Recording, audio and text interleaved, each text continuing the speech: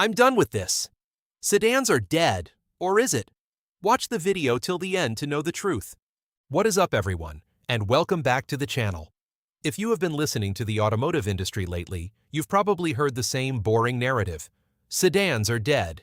Everyone is buying a crossover. Well, somebody forgot to send that memo to Hyundai. Because looking at the 2026 Hyundai Sonata, it seems like the mid-size sedan is not only alive, it looks like it just rolled straight out of a sci-fi movie. Today, we are doing a massive, deep dive review of the 2026 Hyundai Sonata. We are going to cover everything. The updated pricing, the 3 vastly different engine options, the massive tech upgrades inside the cabin, and ultimately, we are going to answer the big question. Should you buy this over the new Toyota Camry or Honda Accord? Make sure you stick around until the very end of the video, because I am going to reveal the exact trim level that gives you the absolute best bang for your buck. Let's get right into it. Starting with the exterior design, the 2026 Sonata carries over that incredibly striking facelift we saw introduced recently. And I have to say, it is aging brilliantly. Hyundai calls it their seamless horizon design language. But let's be real, we all just call it the RoboCop light bar. That single, continuous LED daytime running light stretching across the entire front fascia gives this car a presence that punches way above its price tag. Below that, the actual headlights are hidden in the darkened bumper intakes. It creates a wide, aggressive, and planted look. Walking down the side, you get this beautiful fastback roofline. It swoops all the way down to the trunk lid in one continuous, elegant stroke. For 2026, Hyundai has simplified the trim lineup. You have your base SE with 16-inch wheels. But if you step up to the newly merged SEL Sport, which takes the place of the old SEL and convenience trims, you get much sharper 18-inch alloys. And of course, if you go for the N line, you get those massive, aggressive 19-inch wheels, quad exhaust tips, and a more pronounced rear spoiler. Out back, the taillight design mimics the front with an H-motif light bar spanning the width of the trunk. Say what you want about Hyundai, but they are not making boring cars anymore. But it doesn't matter how good it looks if it doesn't have the guts to back it up. Let's pop the hood and talk about engines, because Hyundai is giving you 3 very distinct flavors for 2026. Flavor number 1 is your daily commuter. In the SE and SEL Sport, you are getting a naturally aspirated 2.5-liter 4-cylinder engine, making 191 horsepower and 181 pound-feet of torque, paired with an 8-speed automatic transmission.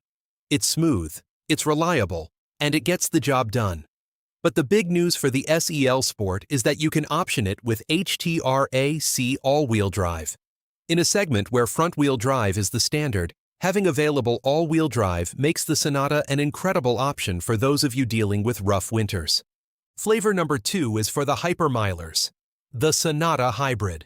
This pairs a 2.0-liter 4-cylinder with an electric motor for a combined 192 horsepower. But the number you actually care about is the fuel economy. If you grab the entry-level hybrid blue trim, you are looking at an astonishing 44 miles per gallon in the city and 51 on the highway. With gas prices doing what they do, this thing will practically pay for itself. And finally, flavor number 3, my personal favorite, the N-Line. Hyundai drops a turbocharged 2.5-liter 4-cylinder in here that cranks out a massive 290 horsepower and 311 pound-feet of torque. It is mated to an 8-speed wet dual-clutch transmission that fires off shifts incredibly fast. It is a genuine sleeper that will catch a lot of entry-level luxury cars completely off guard at a stoplight.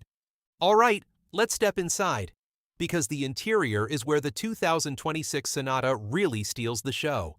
The moment you sit down, your eyes are immediately drawn to the massive, curved panoramic display. Hyundai has taken a 12.3-inch digital instrument cluster and a 12.3-inch infotainment touchscreen and merged them behind a single pane of curved glass. It looks like something straight out of a BMW, and the resolution is incredibly crisp. The tech integration is completely wireless now. You get wireless Apple CarPlay and Android Auto right out of the box, along with a heavily ventilated wireless phone charging pad so your phone doesn't turn into a frying pan while it charges.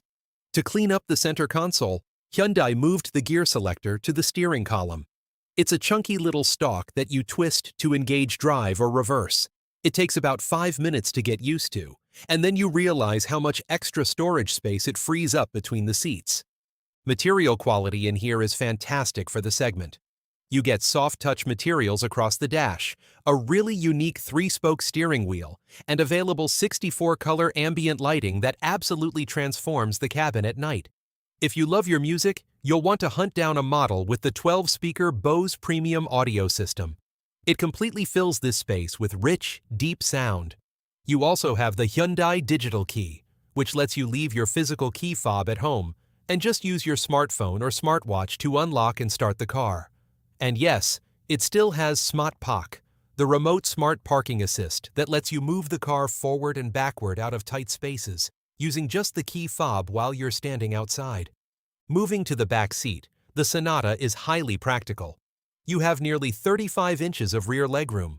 While it might be a fraction of an inch tighter than the Honda Accord, a 6-foot-tall adult can easily sit behind another 6-foot-tall adult in absolute comfort.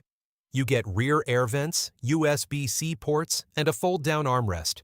Pop the trunk, and you are greeted with a very healthy 15.6 cubic feet of cargo space. It is wide, deep, and easily swallows up a family's worth of luggage or a couple sets of golf clubs. So, how does it actually drive? It really depends on which key you are holding.